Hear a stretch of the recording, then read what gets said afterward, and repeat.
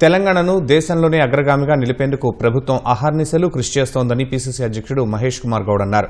రాష్ట్ర అవతరణ దినోత్సవాన్ని పురస్కరించుకుని హైదరాబాద్ గాంధీభవన్లో జాతీయ జెండా ఆవిష్కరించారు. గత 10 ఏళ్లలో రాష్ట్రాన్ని అప్పుల ఊబిలోకి నెట్టారని, రేవంత్ రెడ్డి ప్రభుత్వంలో ప్రపంచమే తెలంగాణ వైపు చూసేలా చేశామని పేర్కొన్నారు. పేదలకు ఇచ్చిన ప్రతి హామీని నెరవేర్చుతూ తెలంగాణ విధానాలను ఇతర రాష్ట్రాలు అనుసరించే స్థాయికి రాష్ట్రాన్ని తీసుకువెళ్లామని తెలిపారు. రాష్ట్రాన్ని అన్ని రంగాల్లో దేశానికి ఆదర్శంగా నిలిపేలా భవిష్యత్ ప్రణాళికలు రచిస్తున్నామని మహేష్ గౌడ్ వెల్లడించారు.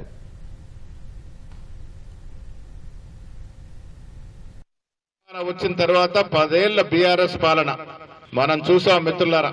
ఆర్థిక విధ్వంసం జరిగింది, పోలీసు రాజ్యం నడిచింది, ప్రజాస్వామ్య విలువలు మంట కలిపినాయి, రాజ్యాంగ తిలోకదల్చినారు. తుదకి 2023లో తెలంగాణ రాష్ట్రంలో మార్పు వచ్చింది. ఇచ్చిన 6 గ్యారంటీలు విశ్వసించి తెలంగాణలో అధికార మార్పుకు శ్రీకారం చుట్టారు. తెలంగాణ ఇచ్చినటువంటి పార్టీ కాంగ్రెస్ పార్టీని అధికారంలోకి తీసుకొచ్చినారు.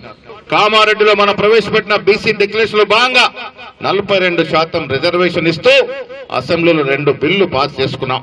ఒకటి స్థానిక సంస్థల కొరకు, ఒకటి విద్యా ఉపాధి కొరకు. 2 బిల్లులు 42% రిజర్వేషన్ ఓబీసీలకు ఇస్తూ చేసుకోవడం అంటే ఇది తెలంగాణ చరిత్రలో నిలిచిపోయిన అవసరం.